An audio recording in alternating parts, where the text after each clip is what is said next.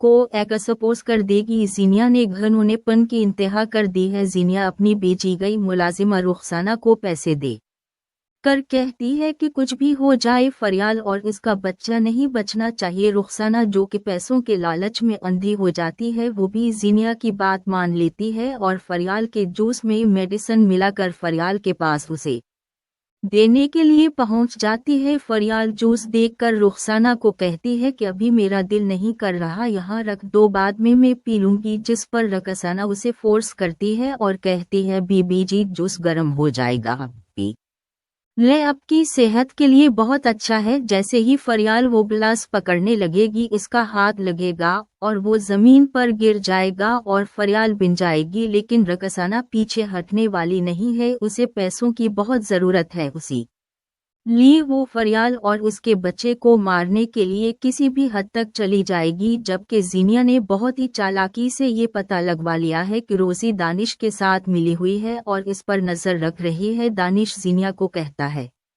ज़ीनिया तैयार हो जाओ, आज डॉक्टर के पास जाना है, तुम्हारे कुछ टेस्ट होंगे और फिर मेडिकेशन स्टार्ट होगी। जिस पर ज़ीनिया कहती है ठीक है, मैं तैयार होकर उठती हूँ, हम फिर हॉस्पिटल चलते हैं। ज़ीनिया को रोज़ी पर तो पहले ही शक था, इसीलिए वो कमरे में वो तमाम सबूत मिटा देती है जिसके जरिए दानिश या रोज़ी को ज़ीनिया पर ज़रा सा भी शक हो सके कि अभी भी वो शहराम के राब्ते में है और फरियाल को घर से निकलवाना चाहती है। दानिश ज़ीनिया को ले कर हॉस्पिटल चला जाता है। जैसे ही ज़ीनिया टेस्ट करवाने के लिए कमरे में जाती है तो दानिश फौरा रोज़ी को कॉल करता है और कहता है, रोज़ी क्या तुमने कमरे की तलाशी ली, क्या कुछ मिला? जिस पर रोज़ी कहती है, दानिश तुम्हारी बीवी तो बहुत ही ज्यादा चालाक है, इसमें कोई सबूत नहीं छोड़ा जिसे पता चल सके कि आखिर वो चाहती क्या है। ये सुनकर दानिश कहता है, रोज़े तुम थोड़ा और देखो, क्या पता कुछ और मिल जाए। ये कहकर दानिश फोन बंद कर देता है। जब ज़ीनी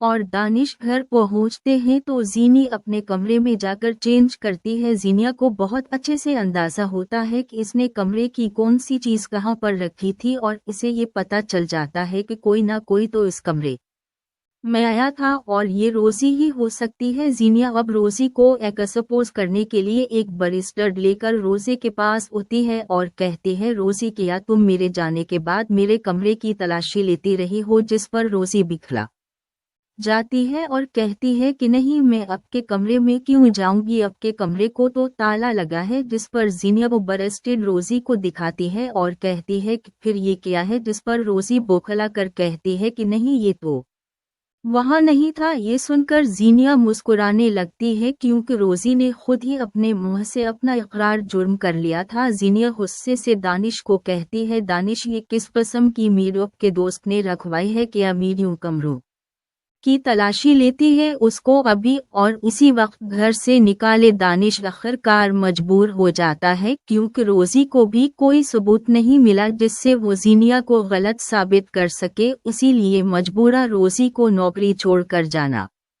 पड़ती है। ज़ीनिया तो बहुत ज़्यादा खुश हो चुकी है, जबकि दूसरी तरफ फिरोज शानसे को कॉल करके कहता है कि मैं तुम्हारे घर रिश्ता लेकर खुद आऊँगा। लेकिन फिरोज की माँ अपने बेटे की जुदाई के डर से फौरा फ़ोन लेकर शानसे को कहती है कि हम दोनों आएंगे और तुम दोनों की शादी की तारीख पक्की करेंगे। ये सुनकर शानसे तो बहुत खुश हो जाती है क्योंकि वो फिरोज से वाकई मोहब्बत करने लगी है। तो दोस्त को अब के ख्याल में क्या रुखसाना फरियाल और उसके बच्चे को मारने में कामयाब हो पाएगी या नहीं? आपकी इस बारे में क्या राय है, हमें कमेंट्स में ज़रूर दीजिएगा।